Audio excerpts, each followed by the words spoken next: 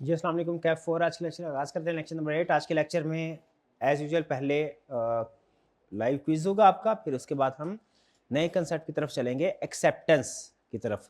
इससे पहले हमने जितनी डिस्कशन की है वो ऑफ़र से रिलेटेड थी, ऑफ़र और उसकी रेवोकेशन के हवाले से।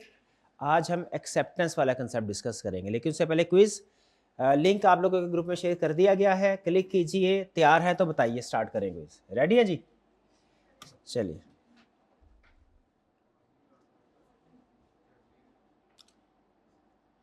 पहला क्वेश्चन आपके सामने ये रहा।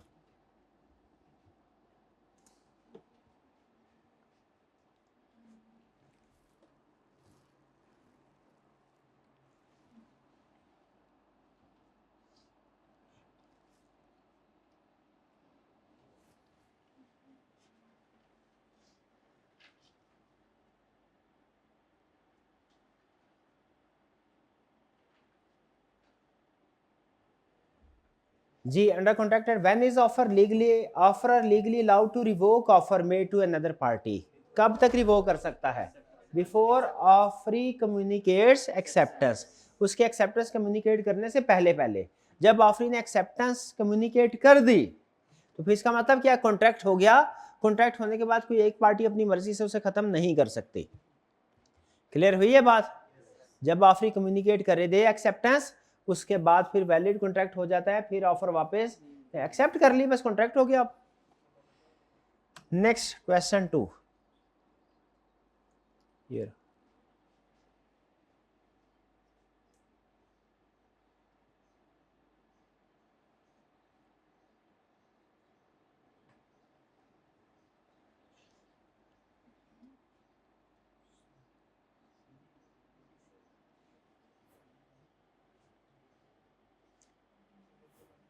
If the person to whom offer is made responds by clearly stating they are not interested, what is the legal status? जब clearly कह दिया इंटरेस्टेड नहीं है तो इसका मतलब क्या किया है हमने? रिजेक्ट कर दिया, ऑफर रिजेक्टेड हो गई। C option.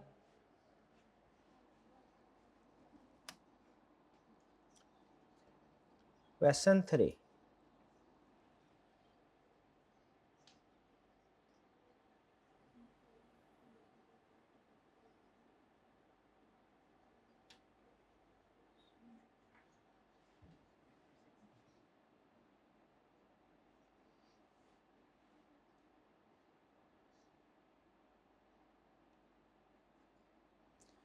जी, क्या अदील ने ऑफर की जाजिब को? जाजिब ने अभी एक्सेप्ट करने का सोच रहा है, लेटर वगैरह पोस्ट नहीं किया। क्या उस अब इस वक्त जाजिब ने अपनी ऑफर जो दी है उसको कैंसिल कर सकता है? बिल्कुल कर सकता है, लेकिन कब तक कर सकता है? Until Jazib sends out the letter of acceptance. जब तक जाजिब ने लेटर ऑफ एक्सेप्टेंस नहीं सेंड किया, उससे पहले पहले ऑफर रिवोक कर सकता है। जब जाजिब ने लेटर ऑफ एक्सेप्टेंस सेंड कर दिया, फिर अदील ऑफर रिवोक नहीं कर सकता। क्यों नहीं कर सकता? फिर तो कॉन्ट्रैक्ट हो गया। ऑफर प्लस एक्सेप्टेंस होगी, वो तो कॉन्ट्रैक्ट हो गया। डन? इसमें कोई problem? Next question 4।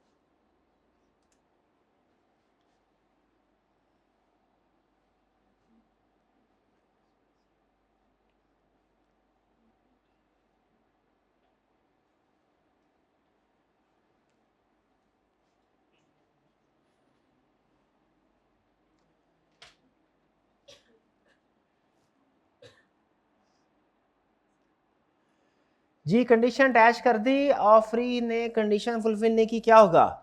Offer automatically lapse कर जाएगी। कंडीशनल ऑफर होती है, वो कंडीशन के साथ एक्सेप्ट करनी होती है।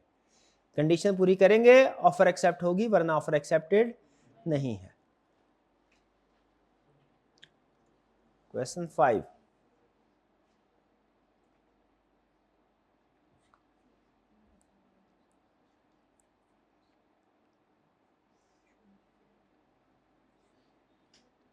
ये भी इजी क्वेश्चन।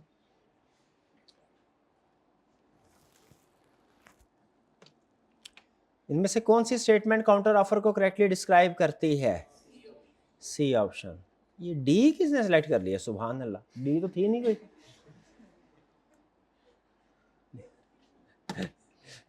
मर्जी है जी आपकी। क्वेश्चन 6,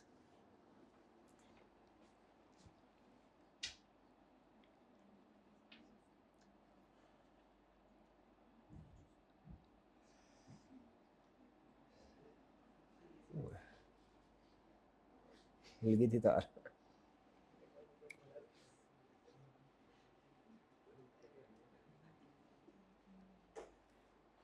जी, एक्सेप्टेंस से पहले इलीगल हो जाए तो क्या होगा? Lapse automatically. इलीगल हो जाए, सब्जेक्ट मैटर डिस्ट्रॉय हो जाए, आपको होता है ऑफर भी खत्म। ऑफर तो दूर की बात है, एक्सेप्टेंस भी हो गई हो ना तो वो भी खत्म हो जाती है, कॉन्ट्रैक्ट हो गया वो भी खत्म हो जाता है अगर इलीगल हो जाए या डिस्ट्रॉय हो जाए subject matter.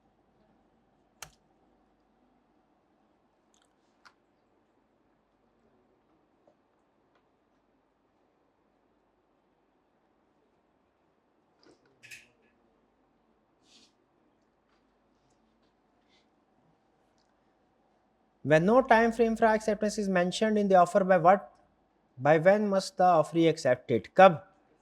Within a period considered reasonable under the circumstances, एक reasonable period के अंदर। और reasonable period क्या होगा, ये केस टू केस वेरी करता है।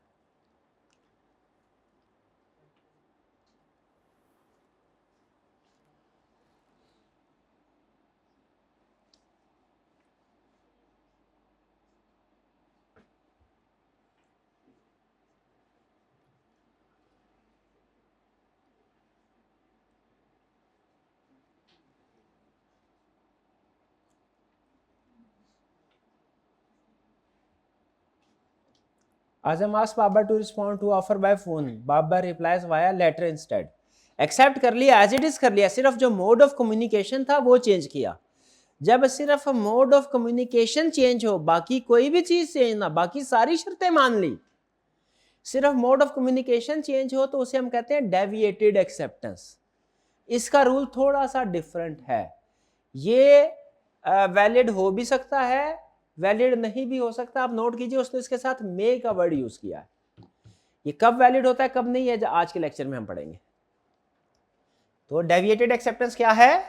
जब सारी टर्म्स एंड कंडीशन ऑफर में लिखी हुई हैं ऑफरी एक्सेप्ट कर ले, सिर्फ एक चीज की खिलाफ वर्जी करे, वो क्या चीज है?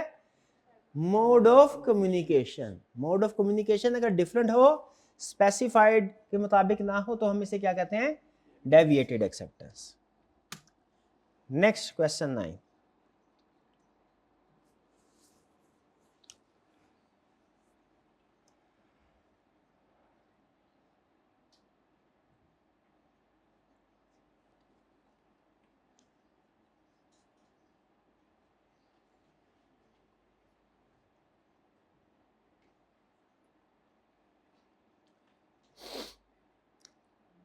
Law was passed banning the sale of antique, तो क्या होगा? ऑफर लैप्स हो जाएगी। हाँ जी, इससे कोई फर्क पड़ता है कि उस पार्टी को नॉलेज था या नहीं था? नहीं, लॉ जो पास हो गया वो ज्यूम किया जाता है सभी को नॉलेज था, पूरे मुल्क को।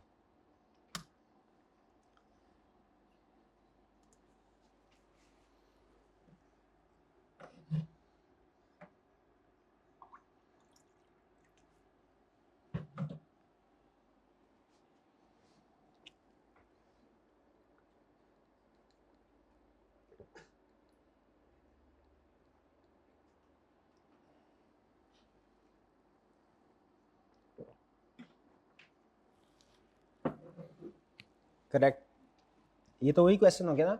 अभी एक्सेप्टेंस पोस्ट नहीं की, उससे पहले पहले ऑफरर ऑफर को रिवोक कर सकता है।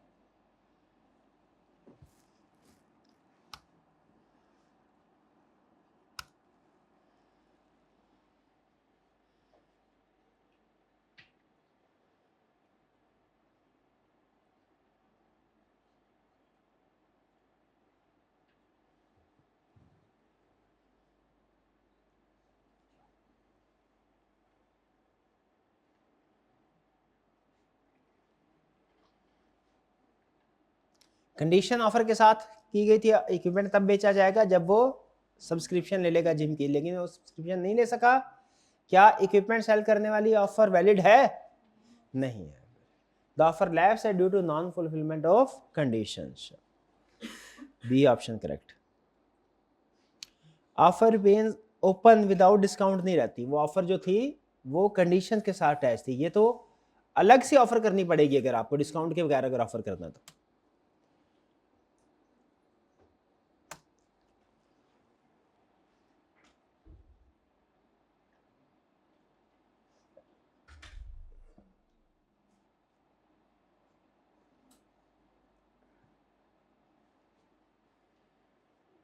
ऑफरी बिकम्स इनसेन, वो पागल हो। डेथ और इंसेनिटी का केस सेम है। अगर ऑफरी की डेथ हो जाए एक्सेप्टेंस से पहले या वो पागल हो जाए, दोनों सूरतों में क्या होगा, ऑफर लैप्स कर जाएगी। लेकिन अगर फर्ज कीजिए उसकी डेथ होती है या वो पागल होता है ऑफर एक्सेप्ट करने के बाद, फिर क्या होगा, फिर लीगल रिप्रेजेंटेटिव पूरा करेंगे, कॉन्ट्रैक्ट वैलिड रहेगा।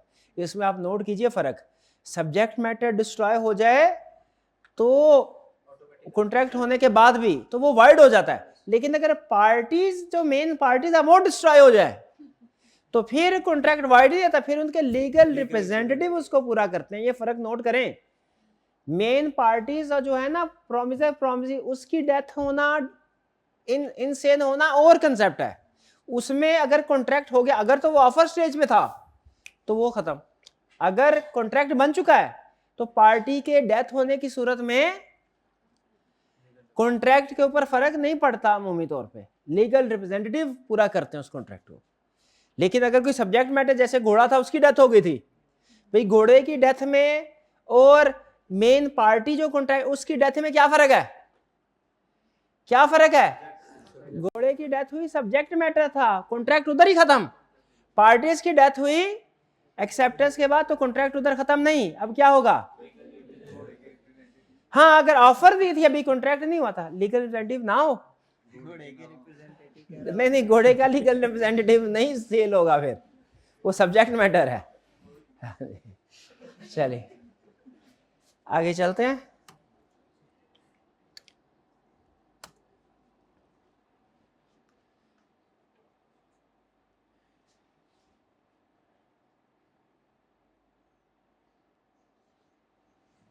ये तो simple question. Counter offer simply modifies the original offer but does not terminate it. सही है, फॉल्स है, वो टर्मिनेट कर देती है counter offer.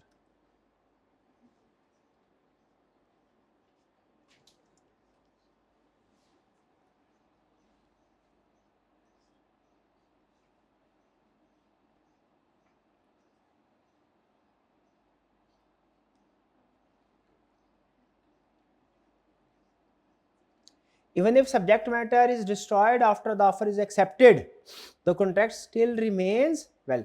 Subject matter destroy होना, फिर contract नहीं रहेगा, फिर contract खत्म हो गया subject matter destroy होने पे।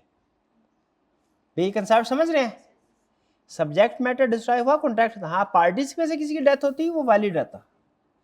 जी आज के हमारे टॉपर्स,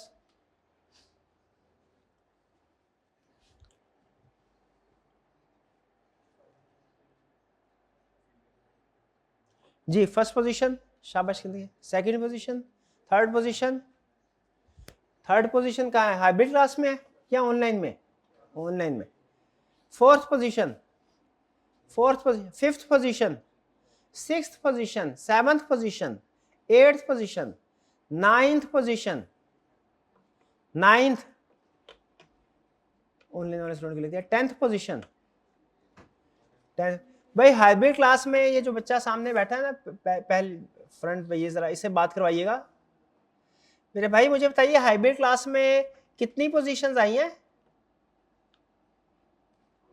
कोई भी नहीं, क्यों आई है, क्या हाइब्रिड क्लास में इंटेलिजेंट स्टूडेंट नहीं बैठे हुए, कि सो रहे हैं, वो सो रहे हैं सारे, बताइए क्यों नहीं पार्टिसिपेट किया आपने, आपने पार्टिसिपेट किया मेरे भाई ने, यस या नो, किया या नहीं किया, भैया आवाज नहीं आ रही, आवाज जरा, किया है तो कितनी पोजीशन, चले हर पोजीशन रहने दे, वो कॉन्फिडेंशियल इंफॉर्मेशन होती है। चले कोशिश करेंगे कि कल हाइब्रिड क्लास में प्राइज आए, कोई टॉप पोजीशन बने। हाइब्रिड क्लास में कितने स्टूडेंट्स ये कोशिश करेंगे कि कल उनकी पोजीशन आए टॉप 10 में, शाबाश बिल्कुल ठीक। चलिए ये था हमारा क्विज। कल के कंसेप्ट्स जो थे हमारे वार्म अप हो गए। अब चलते हैं आज के लेक्चर की तरफ। इससे पहले प्रीवियस लेक्चर में से कोई भी क्वेश्चन पूछना चाहते हो तो पूछ लीजिए, कल जो हमने जो कुछ पढ़ा।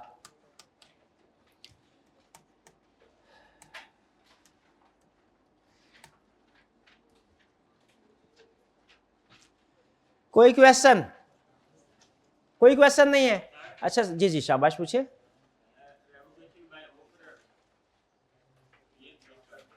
Revocation by offeror? भाई ऑफर करने वाले ने खुद ही कह दिया भाई मैंने ऑफर आपको दी थी ना, अब नहीं है ऑफर, खत्म।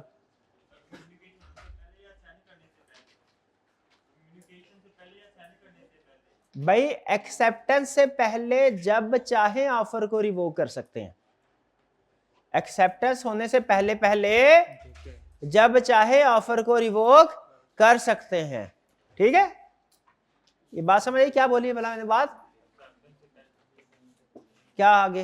एक्सेप्टेंस से पहले क्या कर सकते हैं? एक्सेप्टेंस कब होती है? जब एक्सेप्टेंस लेटर सेंड हो जाए। कम्युनिकेट जो है ना, ये जनरल वर्ड है, इससे आपको कंफ्यूजन होगी। अभी आप ये समझे जब एक्सेप्टेंस लेटर सेंड कर दिया जाए तब, उससे पहले पहले रिवोक कर सकते हैं ऑफर को। एक्सेप्टेंस लेटर जब पार्टी ने सेंड कर दिया उसके बाद ऑफर रिवोक नहीं हो सकती। एक्सेप्टेंस लेटर सेंड होने के बाद ऑफर रिवोक नहीं हो सकती, लेकिन एक्सेप्टेंस रिवोक हो सकती है। समझे नहीं समझे? क्या बोला वाला? क्या बोला? एक्सेप्टेंस लेटर सेंड होने से पहले पहले ऑफर रिवोक हो सकती है। एक्सेप्टेंस लेटर सेंड होने के बाद ऑफर रिवोक नहीं हो सकती, लेकिन एक्सेप्टेंस रिवोक हो सकती है। हाँ जी, पार्टी के पास एक्सेप्टेंस पहुंचने से पहले पहले रेवोकेशन पहुंचा दे, खत्म। क्लियर हुई है बात? तो अभी कम्युनिकेशन की तरफ ना जाएं।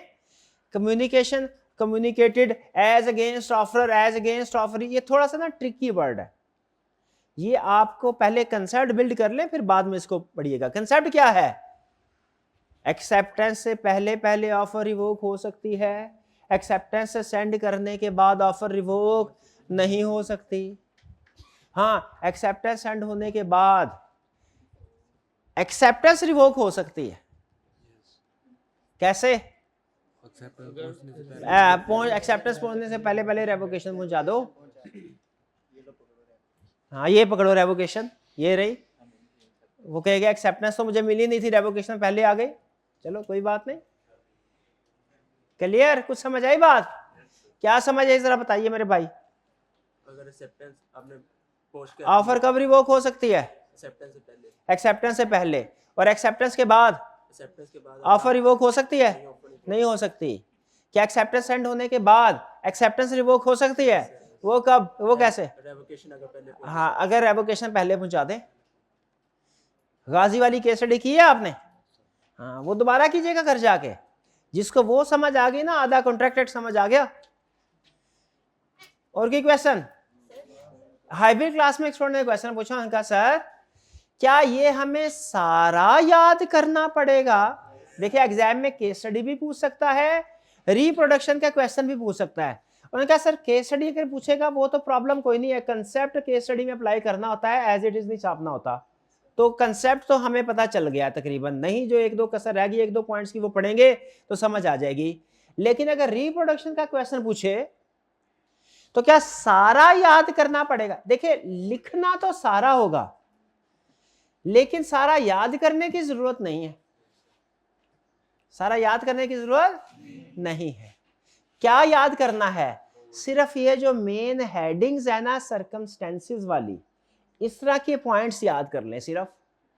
बाकी आगे खुद भी लिख सकते हैं। अब इसमें दो तरह के स्टूडेंट होते हैं। पहले वो स्टूडेंट जिनकी इंग्लिश नॉर्मल होती है, एक वो स्टूडेंट जिनकी इंग्लिश फारग थी, फारग है। वो मैं जब स्टूडेंट था तो मेरी इंग्लिश थी फारग। वो इंटरमीडिएट में एक चीज को डेफिनेशन समझ के रटा लगाता रहा, पेपर में आई लिख के आया, बाद में पता चला वो डेफिनेशन थी नहीं। वो डेफिनेशन का सिर्फ वो इंट्रोडक्शन था। तो उस वक्त इतने भी इंग्लिश नहीं आते थे कि पता चल जाए डेफिनेशन शुरू होता है ना, बाज़ का डेफिनेशन से पहले कोई स्टार्टिंग लाइन एक आधी लिख दी जाती है। ठीक है, हाँ, तो बाज़ ऐसे होता है। तो अगर तो आपकी इंग्लिश अच्छी है, मतलब अच्छी से मुराद आप एक ऐसे लिखने के काबिल हैं खुद से मजमून कि दूसरे को समझ आ जाए क्या लिखा है, तो फिर आपके लिए मशवरा है सिर्फ हेडिंग्स याद करें, बाकी जो एक्सप्लेनेशन है वो खुद से अपनी इंग्लिश में लिख सकते हैं। अब चूंकि आपने 2-3 दफ़ा पढ़ा होगा ना, तो खुद से भी इंग्लिश अगर लिखने लगेंगे ना, तो 2-3 अल्फाज जो इस्तेमाल हुए ना उसके अंदर वो आपके जहन में आ जाएंगे और लिख देंगे। लेकिन अगर आपकी इंग्लिश फारग है तो फिर आपने पहले सर्कमस्टेंसेस याद करनी है, फिर उसके बाद एक्सप्लेनेशन में ये जो कुछ अल्फाज बोल्ड हुए हैं ना, ये अल्फाज आपने इंश्योर करना है सोल्यूशन में आ जाए। अगर ये आ गए ना आपके, तो फिर आपका पॉइंट पार। वर्ड बाय वर्ड किसी भी स्टूडेंट को लिखने की जरूरत नहीं। क्लियर होगी बात? अगर इंग्लिश अच्छी है तो सिर्फ हेडिंग याद करें, अगर इंग्लिश ज़्यादा अच्छी नहीं है तो हेडिंग के साथ जो एक्सप्लेनेशन में जो बोल्ड पॉइंट्स है ना, जो ज़रा थोड़े गहरे हैं, बोल्ड समझते हैं ना क्या है? बोल्ड समझते हैं कि नहीं? क्या है, क्या है बोल्ड? ये इसमें ऑफरर आपको लग रहा होगा ज़्यादा गहरे रंग का है। ये जो ज़्यादा गहरा रंग होता है ना, इसे कंप्यूटर की लैंग्वेज में बोलते हैं बोल्ड।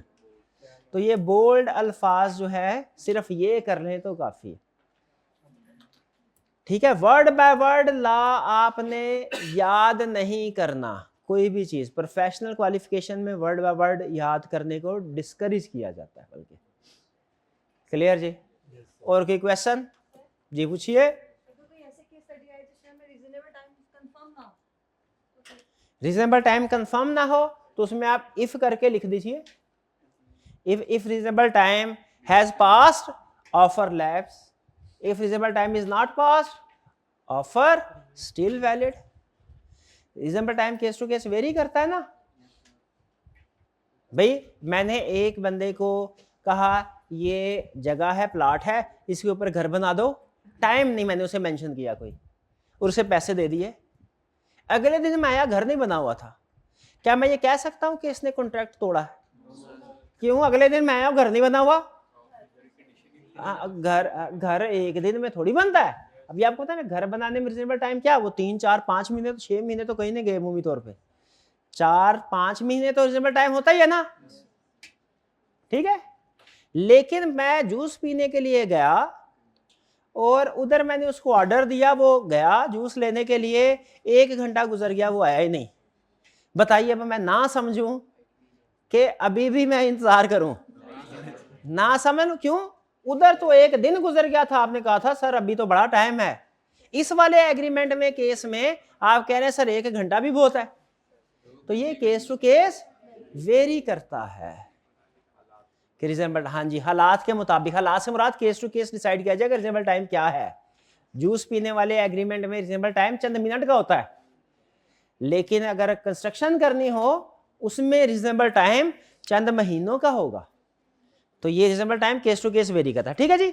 अगर किसी भी केस स्टडी में आप श्योर ना हो कि रीजनेबल टाइम क्या है, जैसे वो शेयर्स वाली केस स्टडी थी, शेयर्स वाली केस स्टडी थी, किसी इंडस्ट्री में ऐसा हो जाए रीजनेबल टाइम, तो आप इफ करके लिखें, if reasonable time past, contract फारग, ऑफर फारग।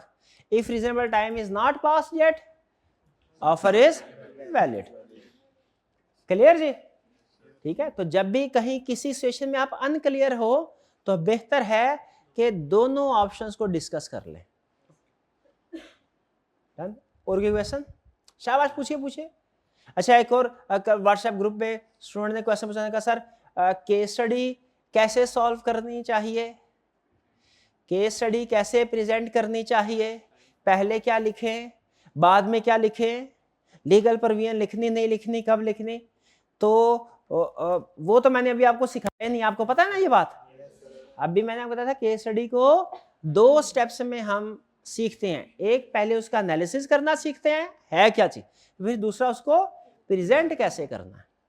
अभी मैं आपको सिर्फ एनालिसिस सिखा रहा हूँ, प्रेजेंट करना आपको मैं चले नेक्स्ट वीक में कोशिश करूंगा सिखा दूँ, नेक्स्ट वीक में सिखा दूंगा।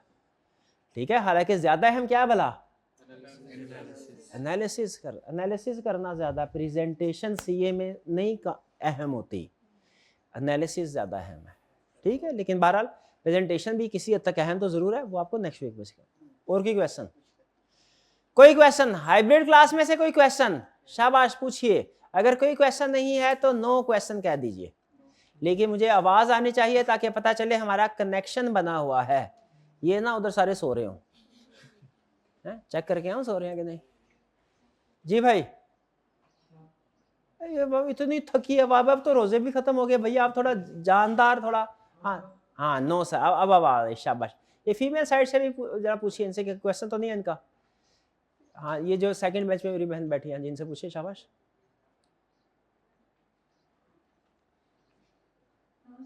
हाँ, ये ठीक है। चलिए अब आगे कंसेप्ट की तरफ चलें। अच्छा, ये चीज ध्यान में रखिएगा, ये कंसेप्ट इंटर रिलेटेड है। आज जो एक्सेप्टेंस आप पढ़ेंगे ना तो आपको लगेगा ये तो रिपीट हो रही है चीजें, क्योंकि बहुत से कंसेप्ट ऐसे हैं जो हमने ऑफर के साथ ही पढ़ लिए हुए हैं। एक्सेप्ट कोई ऐसे एक्सेप्टेंस का लफ्ज इससे पहले किसी लेक्चर में आपने मेरे मुंह से सुना है?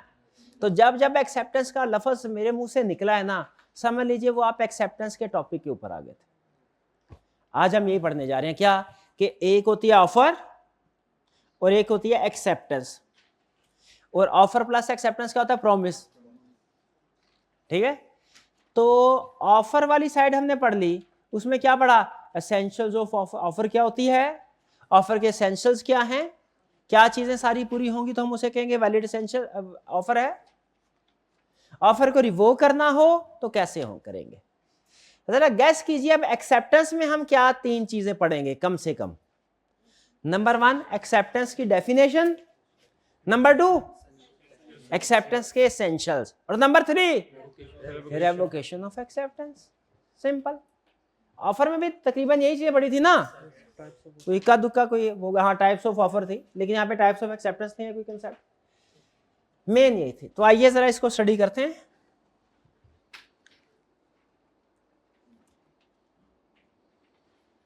एक्सेप्टेंस क्या है? Acceptance is when the person receiving the offer shows consent to it. Consent, रजामंदी। जब किसी पर्सन को कोई ऑफर दी गई और वो पर्सन अपनी रजामंदी शो कर देता है, वो कहता है हाँ मुझे मंजूर है, वो कहता है यस आई एक्सेप्ट, तो इसको क्या बोलेंगे? एक्सेप्टेंस। ठीक है जी, सिंपल डेफिनेशन। आ गया एसेंशियल्स के ऊपर। अच्छा बताइए, एसेंशियल जो होता है उसमें कोई एक एसेंशियल भी अगर वायलेट हो जाए, एक भी वायलेट हो जाए, तो वो कंसेप्ट वैलिड रहता है कि वो कंसेप्ट खत्म, उड़ गया कंसेप्ट, उड़ गया वो कंसेप्ट। ठीक है जी। तो केस स्टडी के अंदर जितने भी एसेंशियल्स हैं, अगर कोई एक आधा एसेंशियल्स भी ऐसा आ गया जिसमें गड़बड़ है, तो आपने क्या कहना है कि ये वैलिड एक्सेप्टेंस। जैसे इसके कितने एसेंशियल्स हैं, इसके अगर देखें 3, ये है 4 5 6 7 8 9 10 एसेंशियल। अगर 9 पूरे हो रहे हुए एक वायलेट हो रहा हुआ, आप क्या कहेंगे? एक्सेप्टेंस वैलिड है कि नहीं? नहीं वैलिड। एक भी वायलेट हुआ अगर एसेंशियल, एक्सेप्टेंस वैलिड नहीं। तो आइए एसेंशियल्स पढ़ते हैं। Acceptor must be aware of offer. Accept करने वाले को ऑफर का पता होना चाहिए। भाई ये कंसेप्ट तो हमने पहले पढ़ा हुआ है। कहां पढ़ा हुआ है? वो वाली एग्जांपल, वो जो उसका कुत्ता गुम हो गया था, याद है? डॉग, और तो उसको इनाम मिला था कि नहीं मिला था? नहीं मिला था। क्यों नहीं मिला था? वो अवेयर नहीं था। तो एक्सेप्टेंस के लिए जरूरी है ऑफर का आपको पता हो। ऑफर का पता होगा तो एक्सेप्टेंस होगी, अगर ऑफर का पता नहीं है एक्सेप्टेंस नहीं। डन जी, पहला टिक कर दे इसको। ये नया कंसेप्ट है कि पहले पढ़ा हुआ था? पढ़ा हुआ था। चलिए, if a person is unaware of the offer, cannot accept it, meaning no contract is formed. आगे चलते हैं। ये क्या? Acceptance must be absolute and unconditional. लेकिन ऑफर में तो लिखा हुआ था ऑफर कंडीशनल हो सकती है। ऑफर में लिखा हुआ था कंडीशनल हो सकती है। वो क्या था? ऑफर था। ऑफर कंडीशनल हो सकती है, ऑफर के साथ कंडीशन अटैच कर सकते हैं, एक्सेप्टेंस के साथ कंडीशन अटैच नहीं करनी। एक्सेप्टेंस को एज इट इज ही एक्सेप्ट करना पड़ेगा, ऑफर को एज इट इज एक्सेप्ट करना पड़ेगा। अगर आपने एक्सेप्टेंस में कोई चीज चेंज कर दी, कंडीशन लगा दी, तो वो एक्सेप्टेंस नहीं रहेगी, क्या बन जाएगी? काउंटर ऑफर बन जाएगी।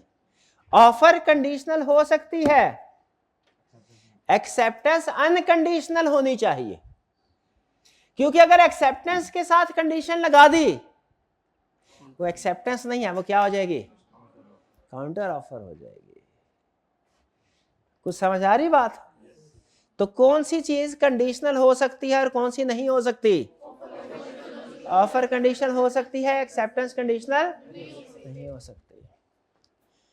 क्या ये हमने पहले पढ़ा था कंसेप्ट? पढ़ा था, नया तो नहीं है। टिक लगा दे, इसको भी पढ़ा हुआ था।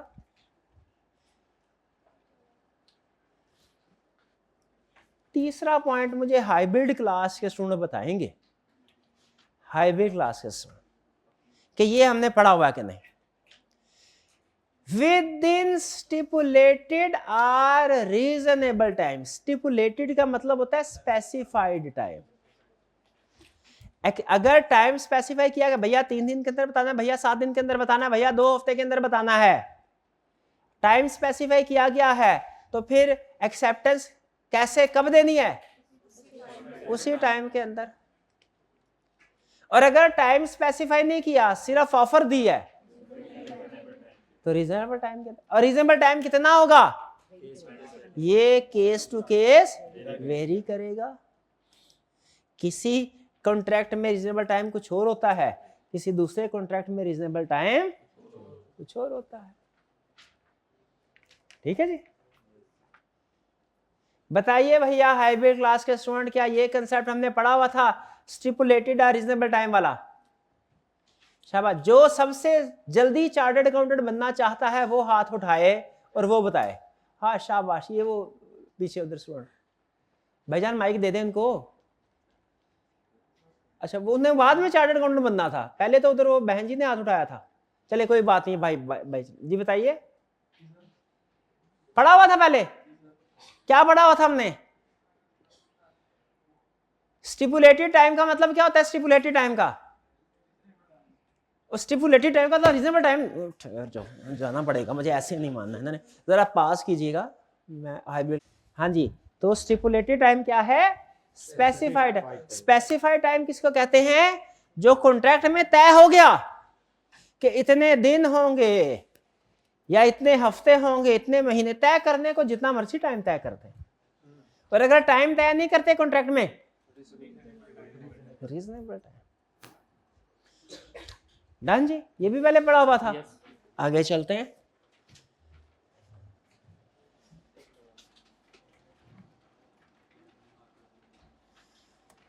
With in stipulated or reasonable manner or mode. ये तो वही आ गया जो भी पढ़ा है, ये वही कंसेप्ट आ गया जो भी पढ़ा है ना।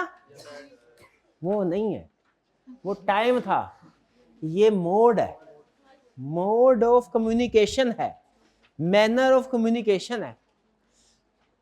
वो था एक्सेप्टेंस किस वक्त कम्युनिकेट करनी है, ये है एक्सेप्टेंस किस तरह करनी है। शाबाश। ये कंसेप्ट क्या, वो कंसेप्ट और था? वो कंसेप्ट कौन सा था? एक्सेप्टेंस किस वक्त कम्युनिकेट करनी है। ये कौन सा है? किस तरह कम्युनिकेट करनी है। तो किस तरह करनी है?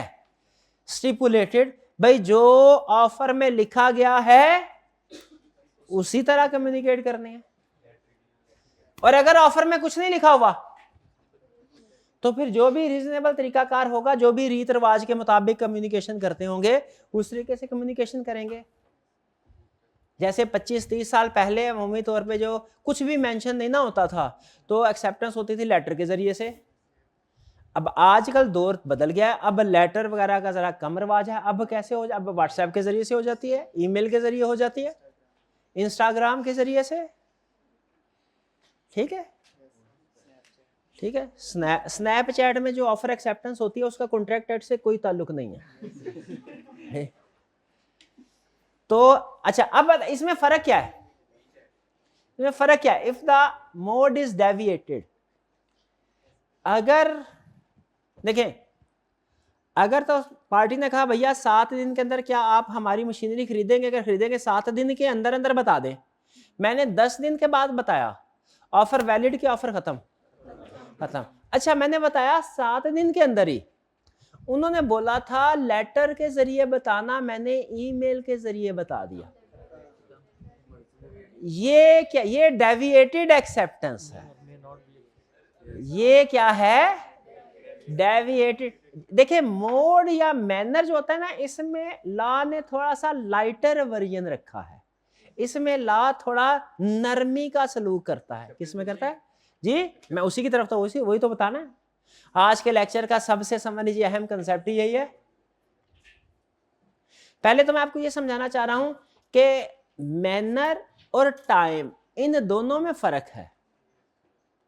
कोई भी और कंडीशन हो ना मैनर के अलावा, जैसे टाइम एक कंडीशन हो सकती है, कोई भी और कंडीशन हो, मैनर या मोड ऑफ कम्युनिकेशन के अलावा।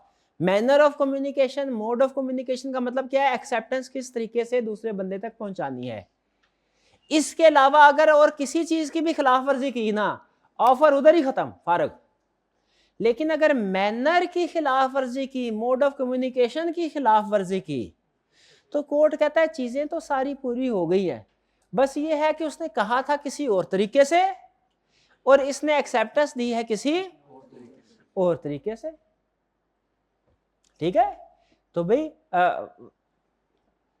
थोड़ा सा लाइटर सलूक करना चाहिए कि नहीं करना चाहिए? मुझे ये बताएं।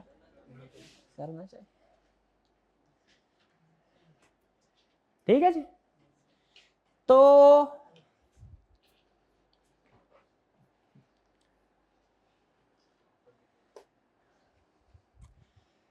तो यहां पे थोड़ा सा लॉ यहां पे क्या कहता है? यहां पे कहता है अगर आपने डेविएटेड एक्सेप्टेंस दी ना, तो फौरी तौर पे उससे हम ये नहीं कहेंगे कि ऑफर कैंसिल हो गई, हम ये दूसरी पार्टी के ऊपर छोड़ देते हैं। वो डेविएटेड एक्सेप्टेंस को मंजूर कर लेती है कि नहीं, हम ऑफर करने वाले के ऊपर छोड़ देते हैं, वो डेविएटेड एक्सेप्टेंस को एक्सेप्ट कर ले या नहीं। ठीक है? अगर तो वो पार्टी को वारा खाता है, वो कहते हैं ठीक है मैंने कहा तो कुछ और था, तुम आए किसी और तरीके से हो, लेकिन बहरहाल बाकी सारी चीजें पूरी हो गई हैं, ठीक है चलने दो, तो कॉन्ट्रैक्ट वैलिड हो जाएगा। और अगर दूसरी पार्टी कह दे नहीं नहीं नहीं नहीं नहीं, दूसरी पार्टी क्या कहे? नहीं नहीं नहीं भैया, जो मैंने कहा था उसी तरीके से आओ, तो फिर ये एक्सेप्टेंस नहीं होगी। भाई कोई बात समझ आई? समझ आई कि नहीं आई? आई समझ। ये है डेविएटेड एक्सेप्टेंस। अच्छा, वो एक भाई हैं हमारे, आज छुट्टी पे हैं, वो गांव से निकले, अपने शहर में आए सीए करने के लिए। तो किसी ने उनको गांव से निकलते हुए कहा कि अगर तुम 5 साल कम है, 6 साल के अंदर अंदर सीए कर लो ना, तो फिर मेरी तुम्हारी शादी हो जाएगी। ऑफर है, ऑफर। भैया छुट्टी भी है, तैयारी कर रहा है भाई साहब ऑफर है। देखिए साथ में टाइम मेंशन है। ओके, भाई साहब को हो गए 5 साल में सीए कर लिया। अब बताइए कॉन्ट्रैक्ट हो गया कि नहीं हो गया? हो गया। 5 साल, हाँ 7 साल से 6 साल से 7 साल से पहले कहा था ना, 6 साल से पहले कहा था, 5 साल में कर लिया और कॉन्ट्रैक्ट हो गया, एक्सेप्टेंस होगी, कॉन्ट्रैक्ट कंडीशन पूरी कर दी, कॉन्ट्रैक्ट हो गया। और अगर 8 साल में किया, कॉन्ट्रैक्ट नहीं है, फारग। अच्छा अब सुनिए, भाई को वो जो खातून थी उन्होंने कहा 6 साल से के अंदर अंदर, उन्होंने कहा कि अगर तुम सीए कर लो तो फिर मेरी तुम्हारी शादी हो जाएगी। टाइम मेंशन नहीं किया। भाई आए सीए करने के लिए लाहौर, और उन्हें कोई थोड़ा सा टाइम ज्यादा लग गया, कोई 42 साल लग गए उनको ठीक है, कोई 60 साल की उम्र में उन्होंने सीए किया। अब बताइए, जाके वापिस ये कह सकते हैं कि भाई जो ऑफर की थी, कॉन्ट्रैक्ट किया था, पूरा करो? कह सकते हैं कि नहीं कह सकते? क्यों नहीं कह सकते? रीजनेबल टाइम है। अब समझ गए हैं? इसमें रीजनेबल टाइम क्या भाई, चंद एक सीए में तो चंद एक साल रीजनेबल टाइम, लेकिन 40-50 साल थोड़ी रीजनेबल टाइम है। ठीक है, ये केस टू केस वेरी करता है टाइम। एग्रीड? तो अच्छा, अब मुझे ये बताइए, अगर फर्ज कीजिए कि जब सीए कर लिया और इन्होंने फोन करके बताया अच्छा अब मैं आ रहा हूं, तो दूसरी तरफ से फरमाइश आ गई कि अच्छा एक शर्त है, क्या शर्त है, तुमने गाड़ी पे आना है। किस पे आना है? बारात लेके गाड़ी पे आना है। ये भाईजान किस पे आ गए? वो घोड़े पे सवार होके आ गए। टाइम में कंडीशन पूरी कर दी, बाकी सारी कंडीशन पूरी हैं। टाइम के अंदर सीए भी क्वालिफाई कर लिया, जो टाइम दिया था उसके अंदर कर लिया, लेकिन जो मोड ऑफ कम्युनिकेशन है वो डिफरेंट है। खुद बताइए, क्या इस जरा सी बात के ऊपर बात खत्म कर देनी चाहिए? नहीं। लॉ भी यही कहता है, कहता है जब चीजें सारी पूरी कर देना, मोड ऑफ कम्युनिकेशन डिफरेंट हो, तो हम इसमें फिर दूसरी बाय डिफॉल्ट ऑटोमेटिकली ऑफर को खत्म नहीं करेंगे।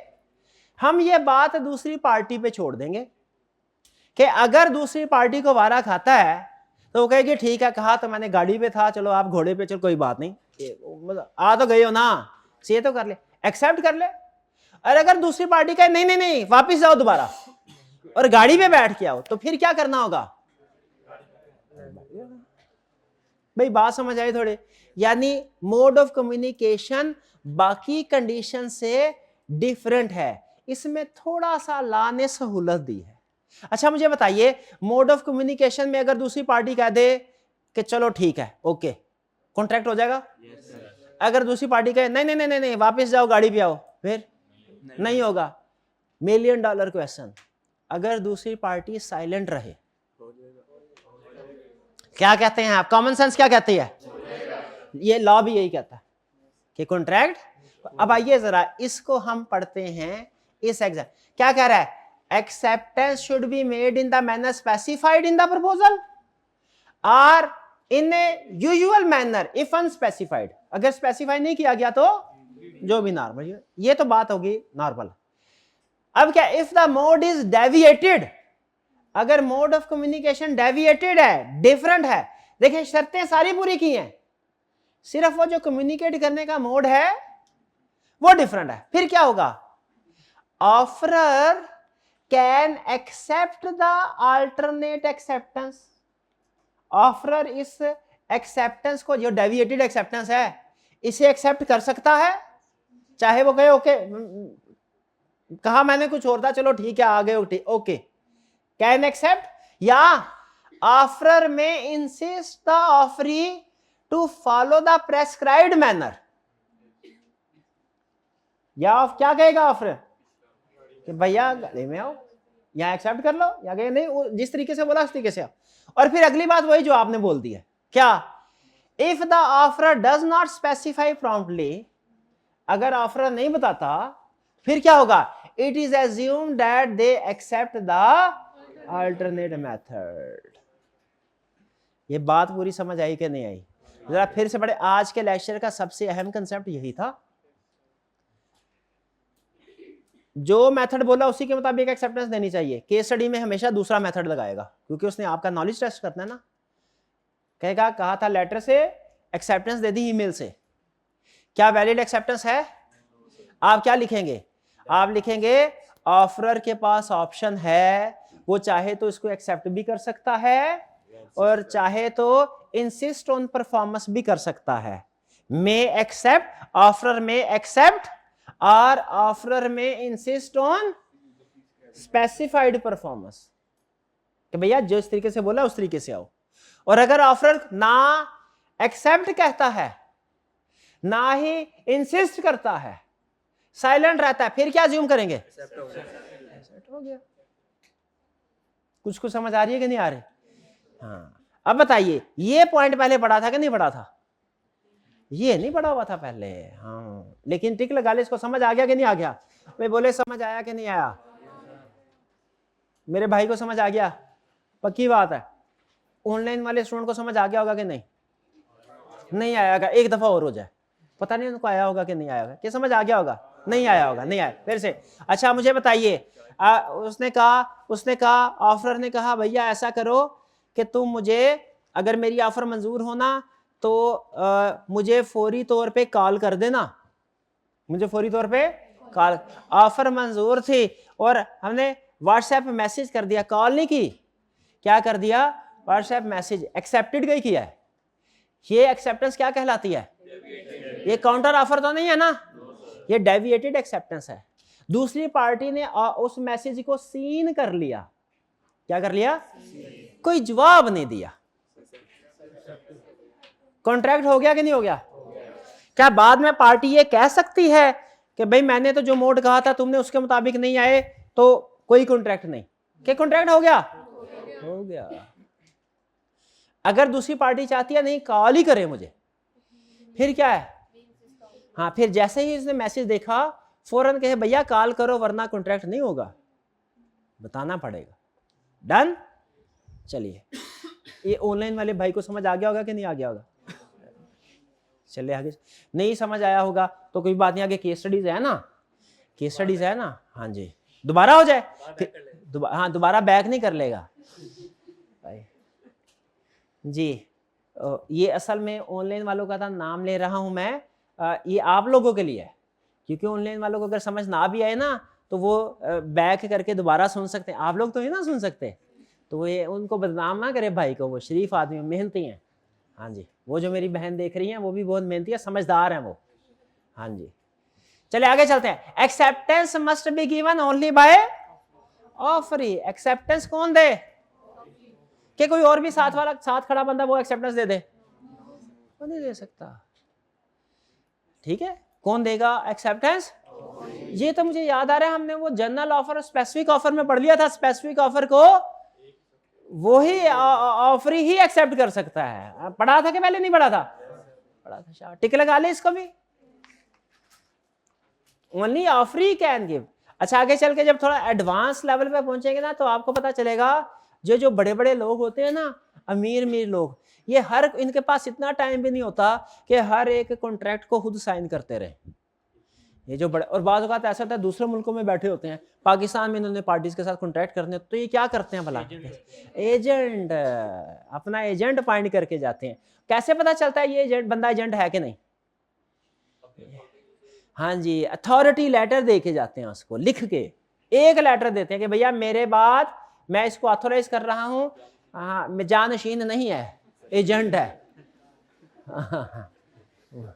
वो स्वर्गवासी नहीं होने जा रहा, वो दुबई सैर करने के लिए जा रहा है, तो ये मेरे बाद यानी एजेंट के तौर पे, एजेंट और चीज है, लीगल रिप्रेजेंटेटिव और चीज है। अगर दुबई जाएगा तो एजेंट अपॉइंट करके जाएगा, और अगर जन्नत में जाएगा तो फिर लीगल रिप्रेजेंटेटिव होगा। लीगल रिप्रेजेंटेटिव डेथ के केस में होता है, जिंदगी में कौन होता है, एजेंट, लीगल रिप्रेजेंटेटिव नहीं। जिंदगी में कौन होता है, दूसरे लोग जो एक्सेप्ट कर सकते हैं, एजेंट, और मरने के बाद कौन होते हैं, लीगल रिप्रेजेंटेटिव और घर वाले।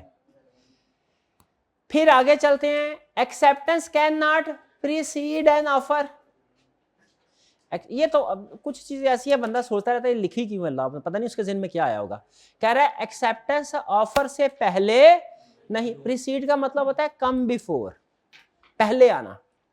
एक्सेप्टेंस ऑफर से पहले नहीं हो तो नहीं हो सकती ना, ऐसे हो सक भाई पहले ऑफर होगी फिर एक्सेप्टेंस होगी, कि पहले एक्सेप्टेंस होगी फिर ऑफर होगी। जब तक दुनिया में कोई टाइम मशीन नहीं ईजाद हो जाती जिसमें हम वापस पास्ट में जा सके, हमेशा यही होगा, पहले ऑफर। लेकिन जब टाइम मशीन ईजाद हो जाएगी ना फिर इस कंसेप्ट को बदलना पड़ेगा। फिर मैं आज इनको ऑफर करूंगा और ये टाइम मशीन में बैठ के 2 दिन पहले जाके इनको पता होगा कि मैंने 2 दिन बाद ऑफर करनी है, तो ये एक्सेप्टेंस उस वक्त दे सकते हैं। लेकिन अभी तो नहीं ना दे सकते, अभी नहीं दे सकते। अंडरस्टूड है, क्या अंडरस्टूड है भैया, ऑफर पहले होगी, इसमें क्या बताने की क्या बात है, थी कोई बात बताने की। चलिए आगे चलते हैं। जी जी, इनविटेशन ऑफर में तो पहले ऑफर को एक्सेप्ट किया था, उसके बाद ऑफर नहीं, इनविटेशन टू ऑफर में पहले इनवाइट किया था। इनविटेशन टू ऑफर ऑफर नहीं होती, वो एक्सेप्टेंस भी नहीं होती। इनका सवाल क्या है कि इनविटेशन टू ऑफर जो थी वो तो ऑफर से पहले हो गई थी, तो वो इनविटेशन टू ऑफर थी, वो एक्सेप्टेंस नहीं थी। इनविटेशन टू ऑफर ऑफर से पहले हो सकती है, एक्सेप्टेंस नहीं हो सकती। ठीक है, मुझे भूल गया इनविटेशन टू ऑफर क्या होती है, मेरा भाई मुझे याद तो करवाए। डिस्प्ले, क्या डिस्प्ले, किधर डिस्प्ले? स्टोर वगैरह में जो हम चीज वगैरह बेचनी होती है उसका डिस्प्ले वगैरह लगाया। स्टोर समझ आ गया, ये वगैरह क्या होता है? चीज समझ आ गया, ये वगैरह क्या है? चीजें वगैरह जो भी लगाई। अच्छा ठीक है, जो ठीक है ठीक है ठीक है, जो चीजें लगाई हैं उसने स्टोर में, वो है इनविटेशन टू ऑफर। एक मिसाल हुई और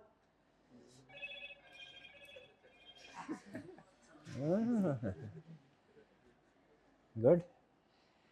बस ये सेमी एंटरटेनमेंट की है आपने, हमें फुल एंटरटेनमेंट नहीं प्रोवाइड की। फुल एंटरटेनमेंट खड़े हो गए देखें, फुल एंटरटेनमेंट। बैठ जा मजाक कर रहा हूँ। हाँ मेरा भाई, क्लॉथिंग ब्रांड हो गया। क्लॉथिंग ब्रांड हो गया भाई। इनविटेशन टू ऑफर की मैंने 4-5 एग्जांपल आपको बताई थी, मुझे कोई सी एक एग्जांपल बता दे जो मेरे जहन में है, जो आजकल आई कैब की फेवरेट है, तो फिर मैं आपको छोड़, मैं समझूंगा कंसेप्ट पूरा हो गया। बताइए कौन सी इनविटेशन टू ऑफर की? कौन से? वेडिंग कार्ड कौन से? कौन सा ला पढ़ते आए हो? वो वेडिंग कार्ड कहाँ समझा है? खुदा का हो कर भाई, ऐसे ना कर यार, मैं तुम्हारे जज्बात समझू, लेकिन ये अभी पढ़ने का टाइम है, अभी पढ़ने का टाइम है। वह कौन? सोशल मीडिया पोस्ट, ये चीज सोशल मीडिया पोस्ट जितनी भी आती है, जो सर्कुलेशन ऑफ प्राइस होती है, ईमेल आती है आपको, ये सारी क्या होती हैं? Invitation to offer. शाबाश, क्लियर। चलिए आगे चलते हैं। ये बात समझ आ गई, acceptance can not precede an offer, acceptance must be given after receiving offer, it can not be given before the offer. भाई अंडरस्टूड है। आगे चलते हैं। Rejected offer can not be accepted unless renew. एक दफा जो ऑफर आपने reject कर ली ना, फिर उसको दोबारा एक्सेप्ट। बंदे ने कहा 10,000, हमने कहा 8,000, उसने कहा नहीं बेचता, मैंने कहा ये 10,000 पकड़ो। क्या अब 10,000 वो एक्सेप्ट करने का लायबल है? नहीं। क्यों बोला? क्योंकि 10,000 वाली ऑफर मैंने काउंटर ऑफर के जरिए रिजेक्ट कर दी थी, और अब जब तक वो दोबारा 10,000 नहीं बोलेगा ना, मैं रिजेक्टेड ऑफर को एक्सेप्ट नहीं कर सकता। Rejected offer can not be accepted. और ऑफर कब रिजेक्ट होती है भला?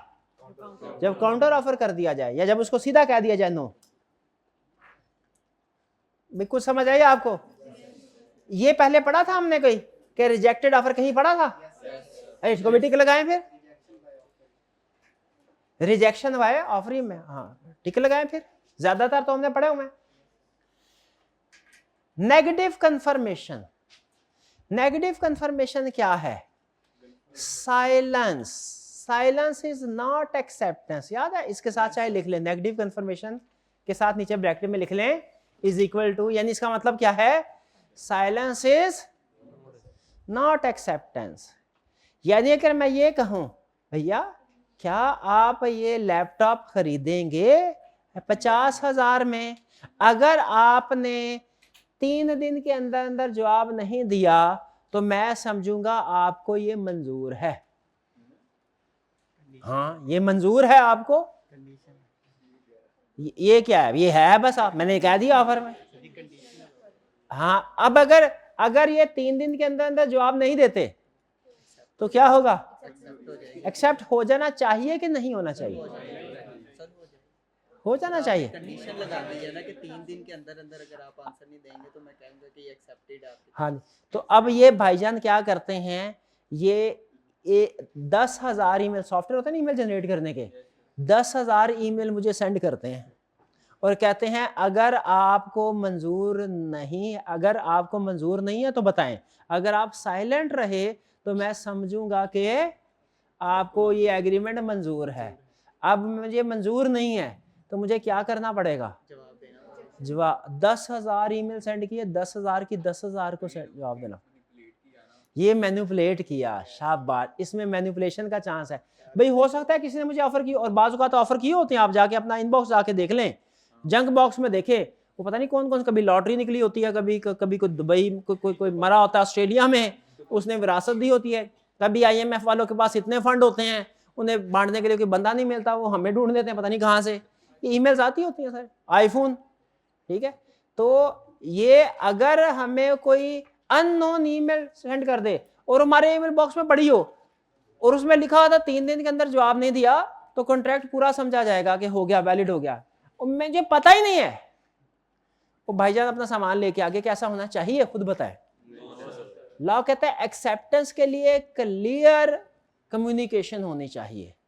इस तरह जो है ना कि अगर आपने 5 दिन के अंदर जवाब नहीं दिया तो मैं समझूंगा कि मंजूर है। लॉ कहता है ऐसे एक्सेप्टेंस नहीं होते, ऐसे एक्सेप्टेंस नहीं।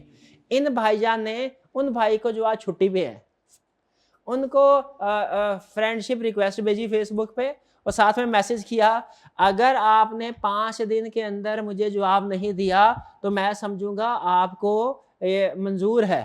वो उसने इग्नोर करके ब्लॉक ही कर दिया, इसको ब्लॉक कर दिया, जवाब नहीं दिया, ब्लॉक। बताइए खुद, क्या भैया के आप थे भैया, एक्सेप्टेंस हुई कि नहीं होनी चाहिए ना। लॉ क्या कहता है एक्सेप्टेंस कैसे हो, क्लियर हो अल्फाज के साथ। Negative confirmation is not acceptance, या यूं कह लीजिए silence is not acceptance normally. लेकिन आपको पता है अगर कंसिडरेशन एक्सेप्ट कर ली जाए फिर साइलेंस एक्सेप्टेंस हो जाती है। तो नेगेटिव कंफर्मेशन समझ आया? नेगेटिव कंफर्मेशन का मतलब क्या है कि अगर आपने जवाब ना दिया तो हम समझेंगे आपने कंफर्म कर दिया। नेगेटिव कंफर्मेशन का मतलब क्या है, अगर आपने जवाब नहीं दिया तो क्या समझेंगे, कंफर्म कर दिया। नेगेटिव कंफर्मेशन एक्सेप्टेंस नहीं है। वो भाई अगला बंदा जवाब नहीं दिया इसका मतलब है उसने इग्नोर किया है, इसका ये मतलब नहीं है उसने एक्सेप्ट किया है। भी खुद बताएं, अगर जो हमारी ऑफर का किसी ने जवाब नहीं दिया तो इसका ये मतलब होता है कि उसने एक्सेप्ट कर लिया है, कि ये मतलब है उसने हमें इग्नोर किया है, उसने हमें इस काबिल भी नहीं समझा के जवाब दे। तो भैया लॉ भी यही कर रहा है कि अगर आपने अपनी ऑफर में इस तरह के कोई चालाकी दिखाने की कोशिश की ना कि अगर 10 दिन की तरफ से आपकी तरफ से जवाब न आया तो हम समझेंगे आपको मंजूर है, लॉ ने कहा कोई ऐसा कोई नहीं ऑफर चलती। 10 दिन गुजर के उसने जवाब नहीं दिया, बताइए कॉन्ट्रैक्ट होगा कि नहीं होगा? नहीं होगा, नहीं होगा। नेगेटिव कंफर्मेशन ये पहले हमने पढ़ा था, ये इससे पहले कभी हमने पढ़ा था? नहीं पढ़ा था, नहीं पढ़ा था, ये नया कंसेप्ट है। लेकिन समझ आ गया कि नहीं आ गया? हाँ, क्या कह रहा है, proposal is not accepted if the offeree remain silent और डज नॉट रिस्पॉन्ड। ठीक है, next, acceptance of or consideration, ये वही बात हो गई। If offeree accepts consideration or performs a condition of offer, it is considered acceptance। वो वही बात कि साइलेंट रहे, अगर सिर्फ साइलेंट रहे, कुछ भी नहीं किया, सिर्फ साइलेंट रहे तो कोई कॉन्ट्रैक्ट नहीं है। लेकिन अगर रहा साइलेंट, पैसे पकड़ के जेब में डाल दिए, फिर एक्सेप्टेंस हो जाएगी, फिर एक्सेप्टेंस हो जाएगी। ठीक है, या हमने उसे कहा भैया हमने 50,000 ही देने हैं मोबाइल के, मोबाइल खरीदने गए थे, उसने कहा 60,000, हमने कहा 50,000। पहली चीज हमने कहा ये 50,000 पड़ा है, उसने मुंह से कुछ नहीं बोला और 50,000 अपनी जेब में डाल दिए, बताइए एक्सेप्टेंस हुई कि नहीं? अच्छा, अगर वो ऐसे ही साइलेंट रहता है, 50,000 भी उधर ही पड़ा हुआ है, हमने उसे कहा 50,000 तुम्हारे टेबल पे रख रहे हैं, अगर 3 मिनट के ऊपर 3 मिनट के अंदर अंदर तुमने ये हमें वापस ना किया तो हम समझेंगे तुम्हें मंजूर है। वो इग्नोर करके अपने काम में बिजी रहा, बताइए एक्सेप्टेंस हुई कि नहीं? नहीं हुई, शाबाश। अगर हमने टेबल पे 50,000 रखा, बोला कुछ नहीं, वो उसने उठा के गिना और अपनी जेब में डाल दिया, एक्सेप्टेंस होगी कि नहीं? इसमें और नेगेटिव कंफर्मेशन में फर्क है। नेगेटिव कंफर्मेशन में सिर्फ साइलेंट रहता है, कुछ भी नहीं करता। इस वाली में क्या किया उसने, साइलेंट रह के कंसीडरेशन एक्सेप्ट कर। अगर सिर्फ साइलेंट रहे तो कॉन्ट्रैक्ट नहीं, एक्सेप्टेंस नहीं होगी। अगर साइलेंट रहे लेकिन कंसीडरेशन एक्सेप्ट कर ले तो फिर कॉन्ट्रैक्ट हो जाएगा। समझ रहे हैं? साइलेंस इज नॉट एक्सेप्टेंस, ये बात ठीक है, लेकिन अगर आप कंसीडरेशन को एक्सेप्ट कर लें तो फिर साइलेंस एक्सेप्टेंस हो जाएगी। उठा के गिन के फिर रख दे। फिर नहीं होगी, अब टेबल पे रख दिया ऐसे ऐसे करते तो नहीं होते मैंने, ठीक है। अच्छा अगर हम उसे कहे भैया हमने 50,000 देना है, अगर आपको मंजूर है तो मोबाइल को डब्बा में पैक करके ना रसीद बना दे।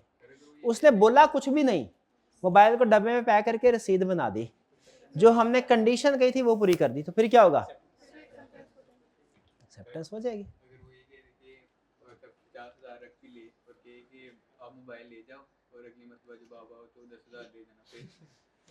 अगर वो कहे हमसे कि भैया देना मैंने 60,000 का ही है, ये मोबाइल पड़ा है, 50,000 मुझे दे दो, 10,000 अगली दफा दे जाना, तो फिर अब ये उसकी तरफ से काउंटर ऑफर है। अब ये हमने फैसला करना है। अगर हमने मोबाइल उठा लिया तो फिर इसका मतलब क्या हुआ, हमने काउंटर ऑफर एक्सेप्ट कर, अब अगली दफा जब आएंगे तो 10,000 साथ लाने पड़ेंगे। Last, acceptance must be communicated. भाई ये तो हम कई दफा पढ़ चुके हैं। Acceptance is communicated in 2 phases। कैसे, एक जब सेंड करते हैं और दूसरा जब डिलीवर हो जाती है।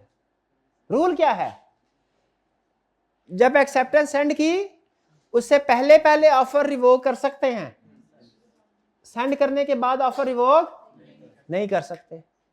पहले फेज का असूल ये है।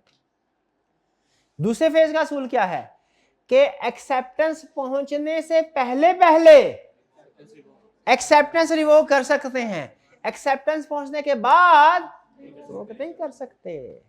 एक्सेप्टेंस वाला कंसेप्ट 2 स्टेप्स में है, 2 फेजेस में है।